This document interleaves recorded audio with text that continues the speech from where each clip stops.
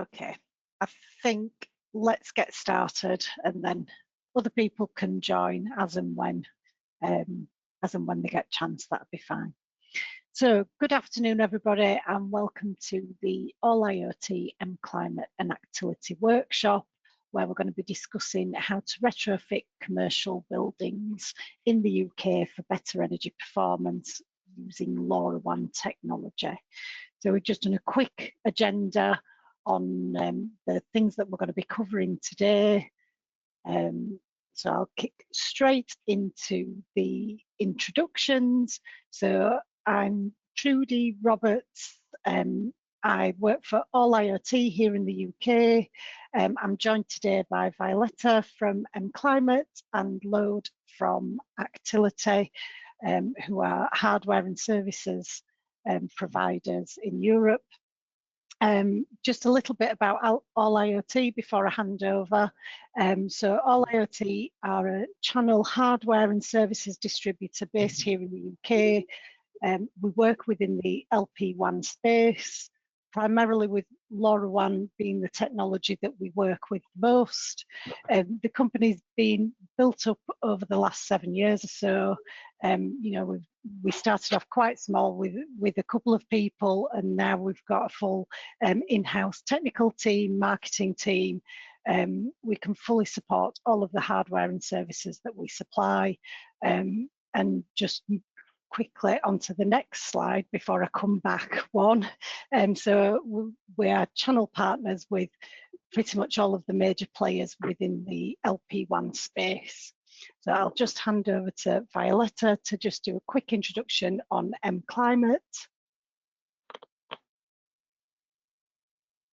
Hi everyone, nice to virtually meet you, and I'm happy to be here with Trudy and Lode to talk about retrofitting buildings in the UK, in particular for energy efficiency since the winter has officially started.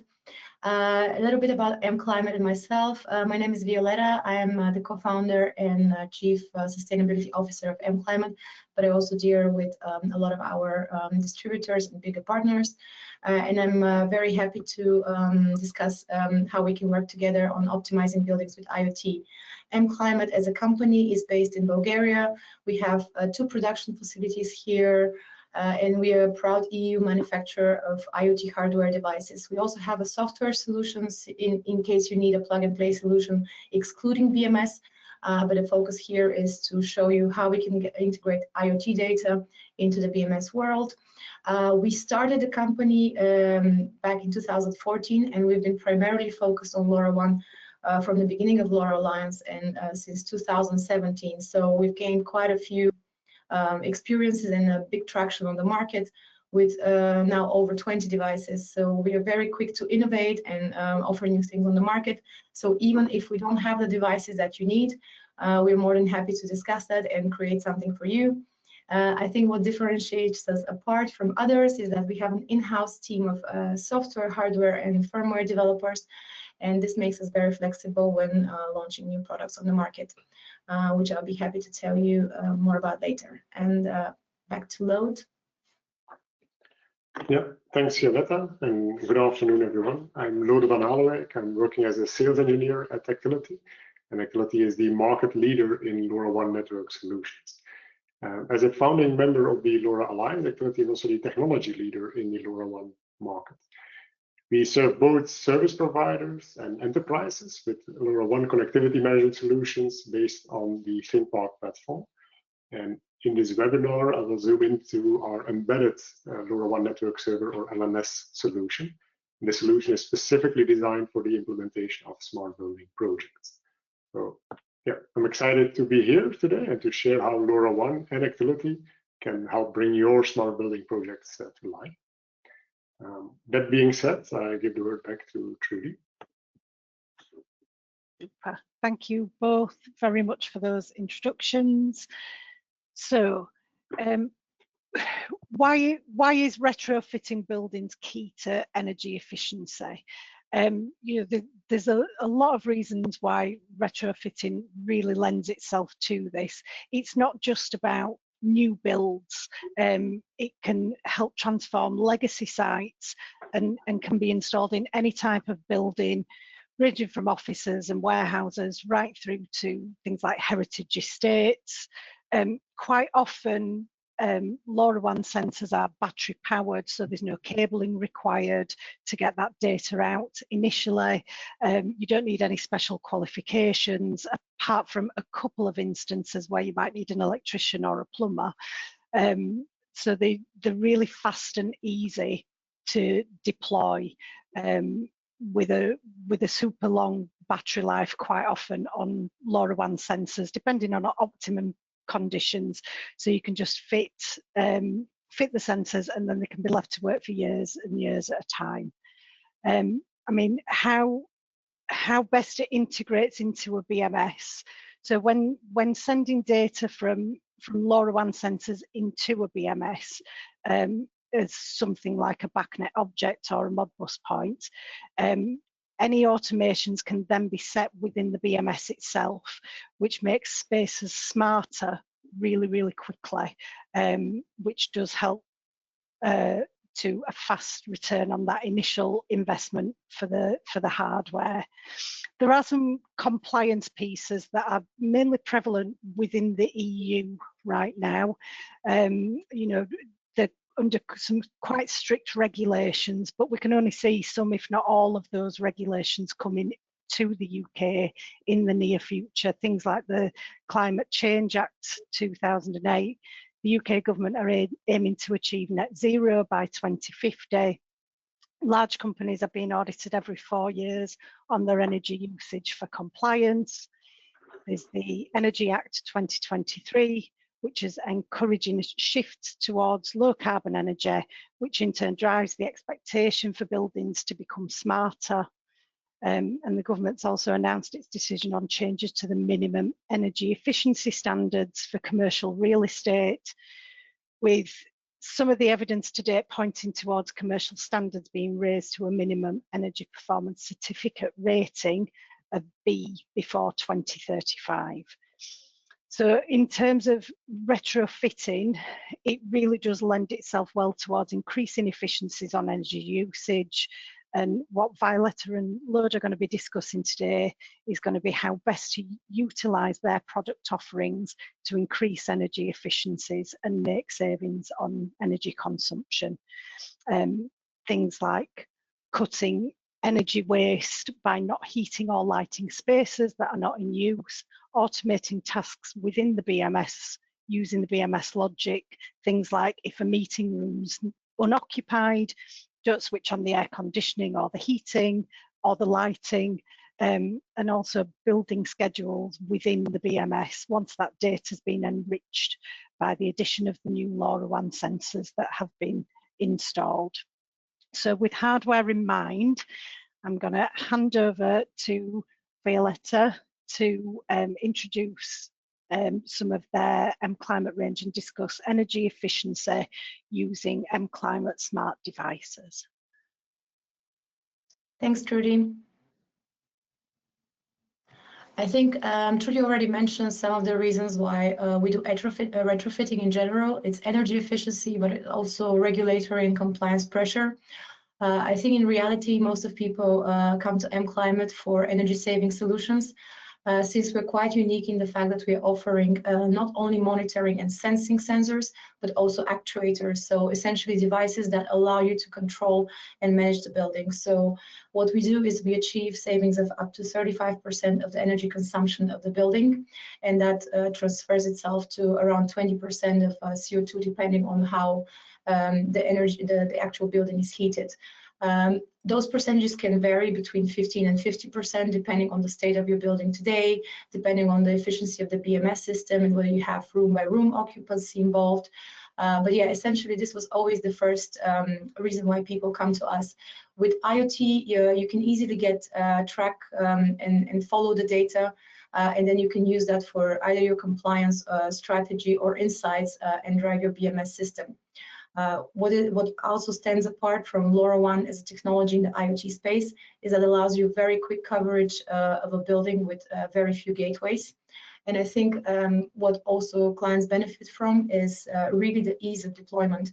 So what we do in most cases is we have fast and easy implementation within 24 hours per building. And for example, the latest hotel that we did was 1,500 radiator valves that needed to be changed, and that took 2 days. Essentially, without shutting down the hotel, the valves were just changed within the cleaning of a room. So really quick way to retrofit a building, improve the occupant's experience, collect data, and be actually future ready for whatever compliance comes into place, or EPC regulation, or increasing your building value or tenant experience is improved as a result of the setup. I think here is a quick schematic of the fact that you have the actuators and devices talking to one LoRaWAN gateway. The LoRaWAN gateway can be a LoRaWAN to BMS gateway, where the connectivity and the LNS comes into play that Lord will talk about later.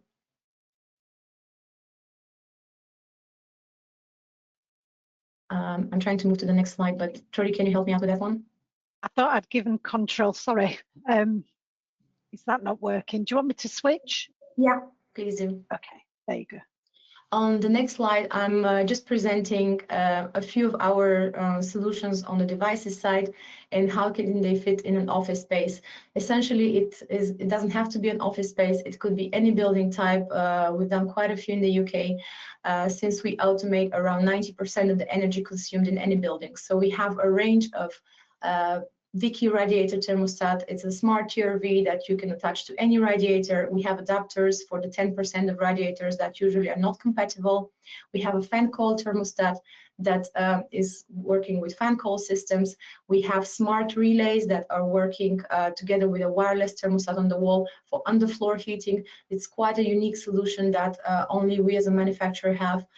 So that essentially allows you to work with all the different types of heating and cooling in the UK.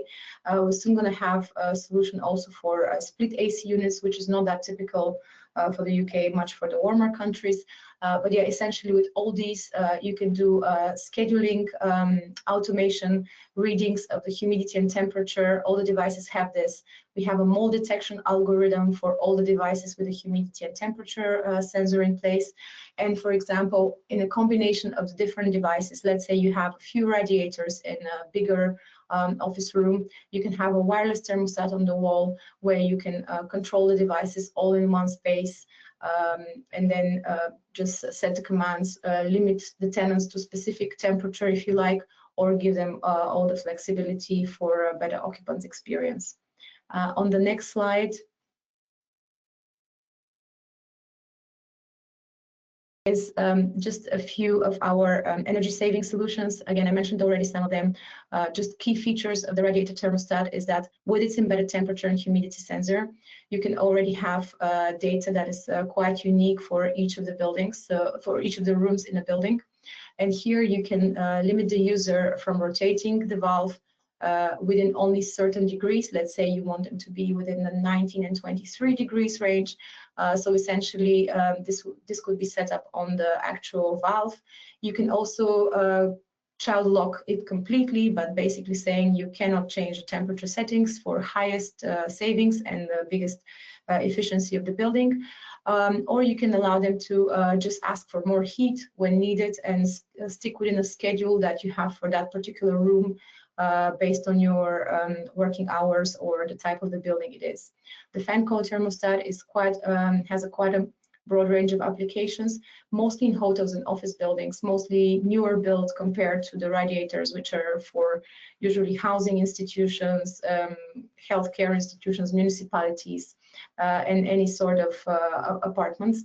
The wireless thermostat, as I mentioned, together with the relays can be the underfloor heating controller, but it can also control multiple of the radiators in bigger rooms like shared office spaces, for example. And the last one under development is the AC controller, which is working with split AC units. I think there's quite an increase in hot summers in the UK. Good or bad, I still see more ACs coming into place. So essentially, this could be something to control both the heating and cooling in a room. On the next slide, It's just a few more of the devices for energy control.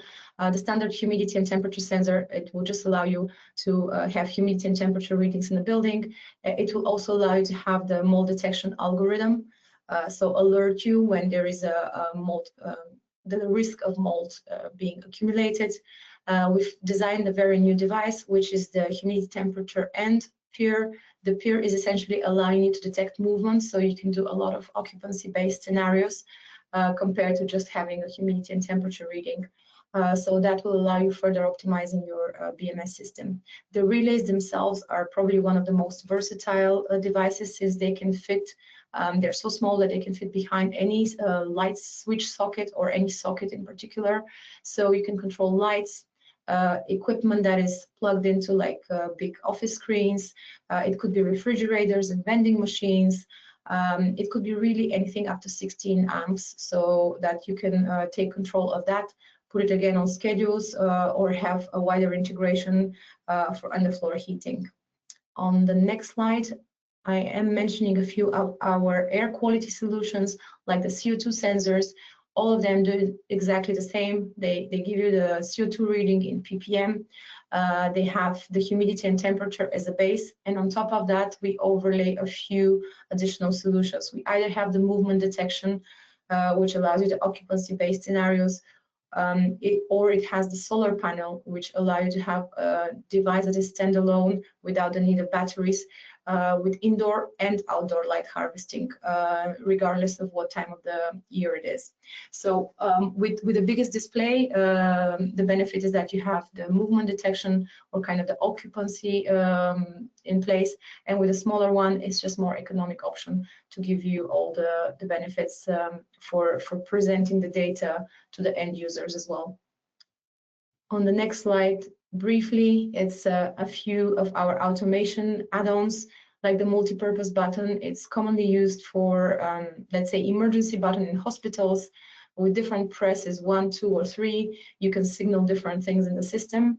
So it's quite a versatile device as well. And with the open and closed sensor, you can monitor open and closed windows that are forgotten for security reasons, or you can do further optimizations of not heating a room if the window is open, for example.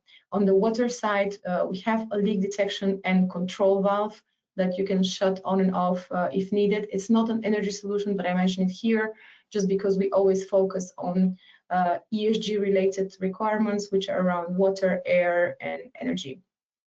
On the next slide. It's just highlighting one of the best sellers in the UK. There's quite a few radiators, and most of the buildings are very old without an efficient BMS system. So we have developed the first TRV in 2018. That's over 7 years of perfecting the device with different add-on features and different things that we experience in the market. So it made it less loud, for example, when it's used for units like hospitals and their residents staying there overnight. We've actually included a firmware update over the air. It is quite technical, but essentially what it gives you is that your device is never obsolete in time, alongside with the battery lifetime. So you can update the firmware on the device for free at any point of time when we launch something new, and depending if the features or the energy savings are better for you, then we would recommend you to do that free upload and update. It's quite unique for our devices, and it's currently being rolled out only by one more manufacturer in the space. We have all the relevant certifications. We produce over 30,000 devices of the Vicky TRVs per month. And we do have a certification for hydronic balancing, which we can do on our software side as well. The next one. Here, I already mentioned most of these when talking about why retrofitting. But yeah, essentially the main goal of any POC or everything we do is we have to achieve a certain energy consumption that we then translate to CO2. We want to have a quick return on investment, which is quite key for us and for our customers. It's within 1 or 2 years of the installation. It is very possible with the LoRaWAN solutions, as I mentioned, since they allow you to have a very good coverage with minimal number of gateways, unlike other IoT technologies. And then it will allow you to take over the building on a room-by-room basis with occupancy-based scenarios, improving the comfort and creating a healthy indoor environment. On the next slide.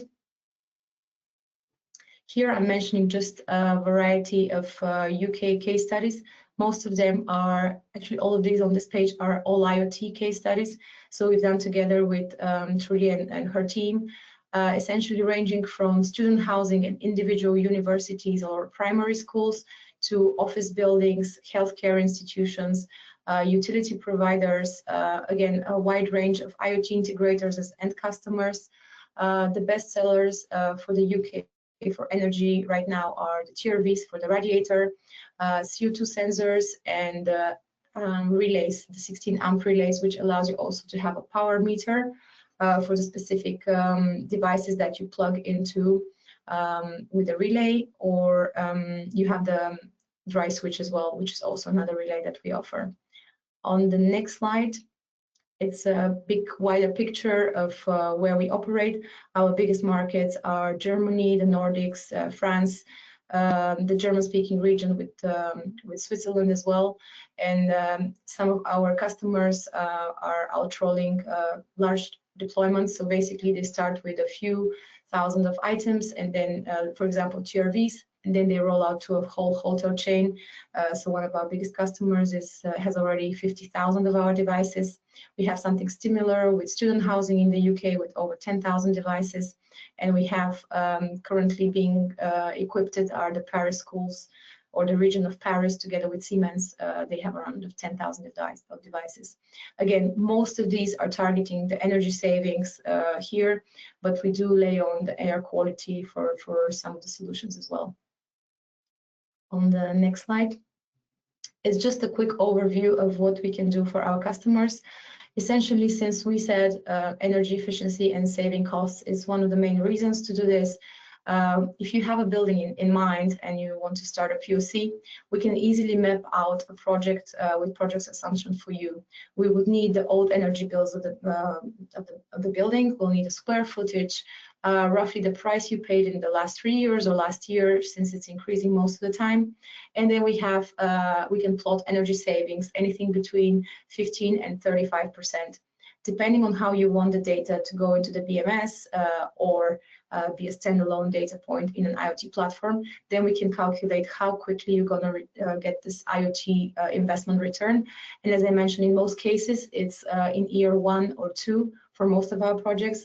This illustrative example is an office building of 1,000 square meters. Sorry, I didn't do it in foot. But yeah, essentially here we're saying when we do 15%, which we'll say is a low estimate, we're going to return the investment in the second year. But if we do anything above 25, we're going to return the investment already in the first year. And that investment excludes the installation cost, and it's the hardware, software, and the connectivity included. With that said, I think I mentioned quite a few sensors and a lot of data coming through to you and the BMS. It's all not that complex because load is here and Actility is here.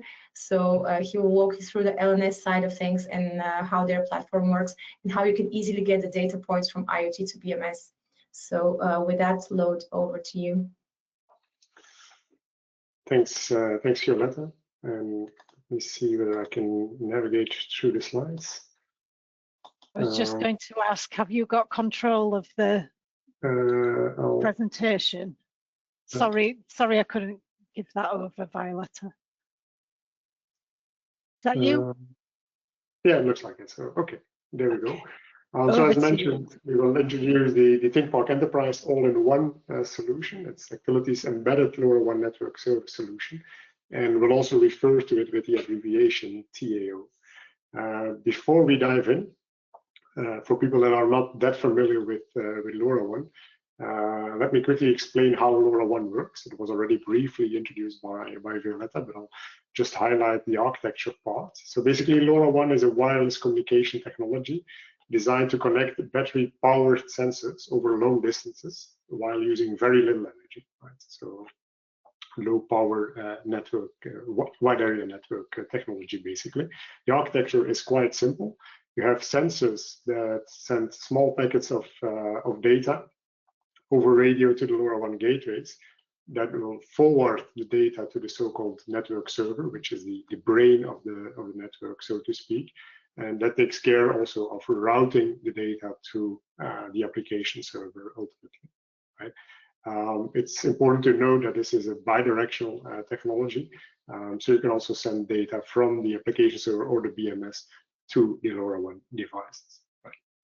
So that's as a short introduction to LoRaWAN. Now, in case of an embedded LNS solution, the one we're presenting today, the LNS is actually deployed on a LoRaWAN gateway, and it will provide several components. First of all, the core network aspect, so carrier-grade network server and joint server, but also vendor-agnostic device and gateway management, and last but not least, flexible integration options to integrate the data into your application server, including off-the-shelf connectors for BACnet and Modbus. BACnet primarily relevant to integrate to your building management solution, of course. Right. The ThingPark Enterprise All-in-One solution is unique in the market, and it provides, first of all, a managed catalog of device drivers. So that catalog has more than 700 device models, making sure that the data of these devices will be decoded prior to being sent to the application server. So with this catalog, you're not limited to a single device provider, but can select one out of the 700 different device profiles. Next to that, it provides a variety of gateways on which the embedded LNS can be deployed, including Curlink, Tactilic, MileSite, and others. It also supports up to 4 remote gateways, providing microdiversity, and I will get back to that in the next slide. As mentioned, it provides off-the-shelf connectors for BACnet and Modbus, and last but not least, it provides a seamless upgrade path to the full ThingPark Enterprise solution, which is Actility's centralized LoRaWAN connectivity management solution. Right. So it is essential to highlight the importance of microdiversity for an embedded LNS solution. So ThingPark Enterprise All-in-One on the right-hand side provides microdiversity up to a total of 5 gateways, which will typically be sufficient for a large building or a site. And that way, all devices can be provisioned and managed on a central location, a central gateway, without the need to assign devices to a specific gateway that is deployed in the building. Only a single integration with the BMS will be required, of course, using the BACnet connector. Furthermore, devices will use an optimized spreading factor, which will lead to a longer battery lifetime for all of these devices. And last but not least, a gateway in this setup is not a single point of failure, thanks to that microdiversity. So in summary, an embedded LNS with microdiversity provides efficient operational management. It provides a better quality of service and ultimately a better battery lifetime, as well as improved results.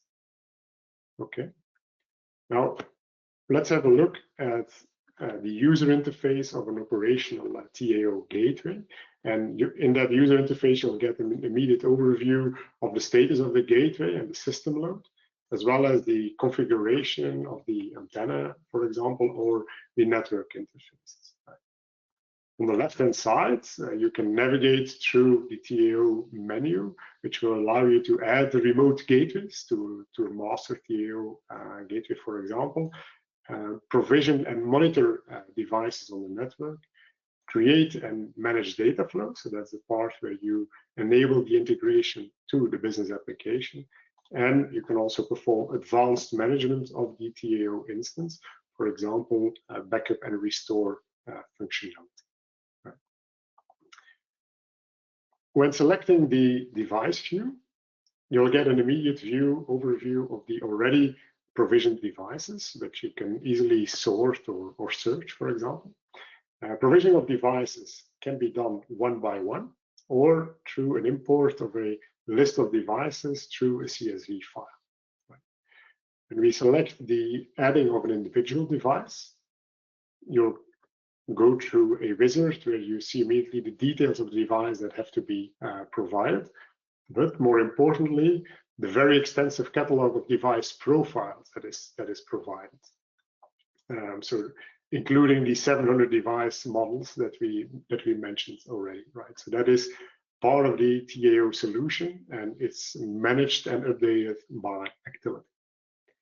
For every device profile, TAO has the corresponding device driver, and as mentioned, that will allow you to decode the device data, but also to make it available in a structured way, which we'll touch later on.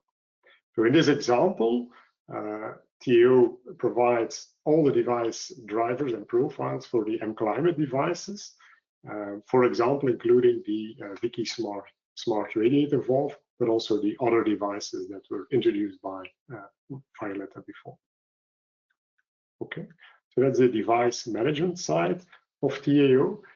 If we move to the data flow management provided by TAO, you immediately see that we provide off-the-shelf connectors to BACnet and probably less visible to Modbus and other options, but I'll get back to that later.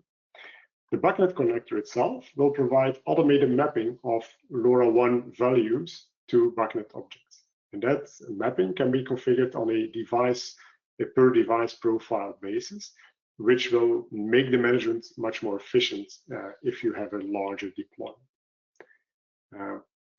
In this example, we see how the values of LoRaWAN payloads of the radiator valve are mapped to BACnet objects, right? And a BACnet object is not only a value, but really is structured with number of attributes, including the change of value or CFV increment attribute. And that is quite important as an indication to the BACnet server how to decide when a change of a value is important enough to be notified. So all of that can be configured on a per device model basis and can be consulted afterwards in a clean overview in the corresponding object list. Right. Now, to provide you with a view on how these BACnet objects can be consumed, I'm using the YABI BACnet Explorer. Some of you might be familiar with that. Of course, in an actual project, this will be done by the building management solution of your preference. Right? Now, we're using the YABI interface, and we can see how the different devices, as well as the corresponding BACnet objects, are visible in the BACnet Explorer interface. And as an example, for example, the target temperature of the smart valve can be seen, but can also be updated directly in this Explorer, right? So if we change the target temperature, that will then benefit from the bidirectionality of the LoRaWAN technology, and it will result in a downlink message to the LoRaWAN device. Our integration, our BACnet integration, will make sure that we will do that downlink mapping as efficient as possible. So if there are different values being changed, we'll make sure there is only a single downlink sent to the LoRaWAN device. Okay. That downlink message is then, of course, also visible when you look through the device details in the TAO interface. So that's the short introduction on how the BACnet mapping is done for LoRaWAN devices and how it can be explored through a BACnet Explorer, but in practice, typically how it can be used by your building management system. Furthermore, as mentioned, it also provides a Modbus integration option, right, with very similar mapping, which can be efficiently imported as well. So Modbus integration is also feasible. And in the advanced setting mode, we basically provide other options as well, including MQTT, for example. So the data can also be exposed through MQTT. And we provide access to the underlying Node-RED instance on TAO as well. So that provides you full flexibility to integrate to your application server of preference. Right. So that concludes my introduction to TAO. So feel free to reach out in case you have any questions or if you need more details. And I now pass the word to Trudy for some real-life scenarios. Brilliant. Thank you very much, Lode and Violetta, for those presentations. I'm sure, like me, everybody found it really useful and helpful. But of course, like Lode's just said, if anybody has any questions, please feel free to paste them into the question bit. We'll do a quick question and answer session at the end. But just sort of bringing this back into how does it translate into real life scenarios. So we do have quite a few people using MClimate hardware and integrating that LoRaWAN data directly into the BMS. So CBRE have, for example, deployed hundreds of the MClimate Vicky TRVs across Stafford Powys police estates to reduce their energy costs and help towards their decarbonisation targets. Nordomatic, who I've seen on the slide earlier that Violetta showed, they're also using the TRVs on some NHS sites across the UK for automating some of the heating controls within hospitals and other NHS sites. I do have somebody using the MClimate power monitor and switch to automate some heating tasks at one of their sites, to schedule that in and help reduce on energy wastage. And E.ON are also using the TRVs in conjunction with some people counting sensors at Northumbria University, again to help reduce those energy costs by automating a lot of the functions within the BMS. Whilst also working towards their decarbonisation goals.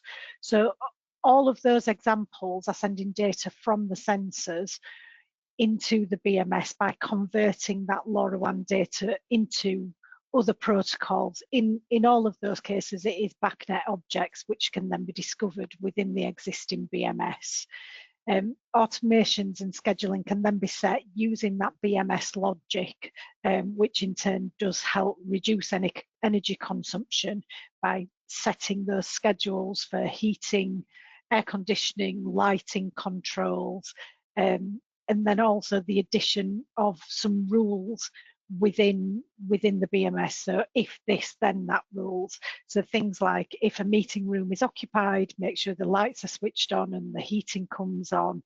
If it's been unoccupied for 20 minutes, 30 minutes, make sure all of those things are switched off, which will help with those efficiencies and also help reduce in the costings.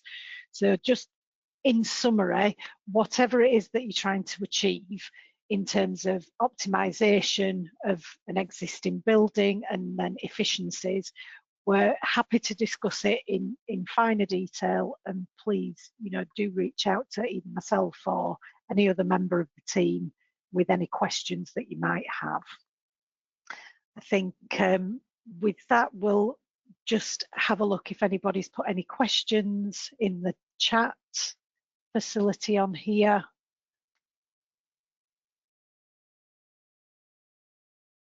Might need control of my mouse back, Lode.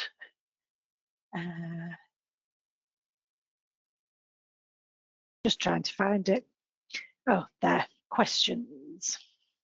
Can't see any in there just yet.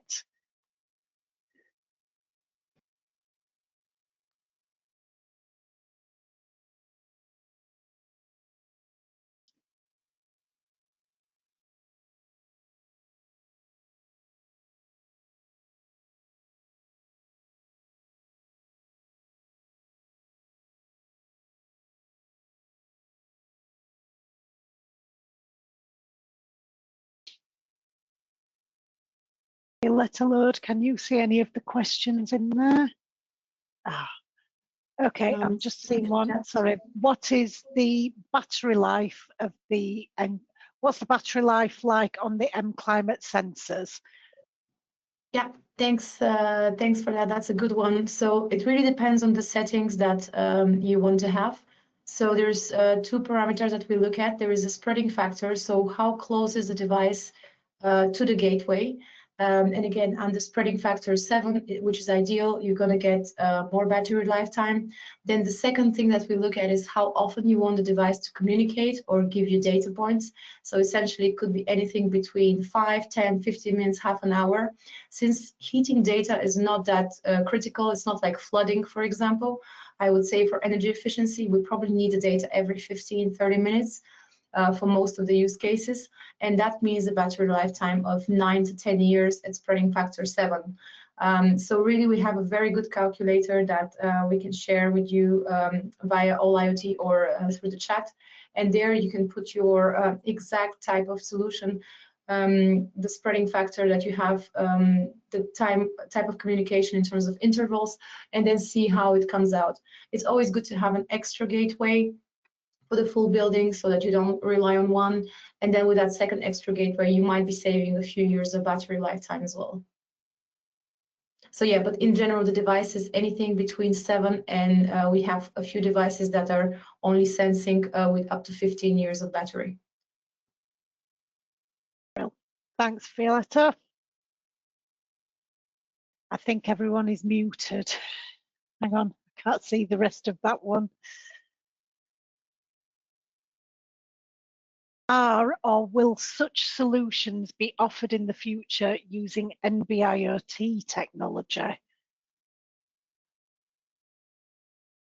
From our side, yeah. So I don't know, this is probably also on the device manufacturing side. From our side, NB-IoT is a great technology for certain things like maybe GPS tracking, or something that's more outdoor. Since we are very much focused on the smart building scenario, NB-IoT is not the greatest fit. The components are much more expensive, not much more, but more expensive than LoRaWAN in general. The battery lifetime is shorter, and that means that even if we produce, let's say, the same device, the TRV that we have right now, with NB-IoT, it will be more expensive with less battery, which we find harder to sell, I guess. So at this stage, unless we go to a specific use case that requires NB-IoT, we are focusing on LoRaWAN. But yeah, if you have something in mind, do share it with us, and then we'll look into it. Maybe we have analyzed it already. Thanks, Violetta. How frequently do the sensors send data? It's fully configurable, isn't it? For how frequently? Yeah, again, exactly. For you, Violetta, sorry. Yeah, I think it's just like I mentioned before, it could be anything you needed. Again, if it's flooding, I would say you want the data every 5 minutes because it could be critical. In most of the situations, it's 15 minutes, half an hour, even 1 hour is good for just humidity and temperature reading or CO2 reading, as it doesn't change so quickly over time, and that saves the battery as well. Perfect, thank you. Who supplies and manages the LoRaWAN gateways? So the gateways themselves would be sourced from Alliot. We can even pre-configure everything so that it all works seamlessly on the TEO solution prior to shipment. But yeah, that would be from Alliot.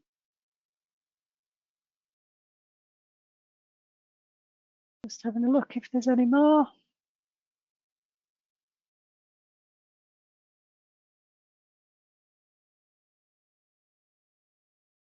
I think that's it for the questions.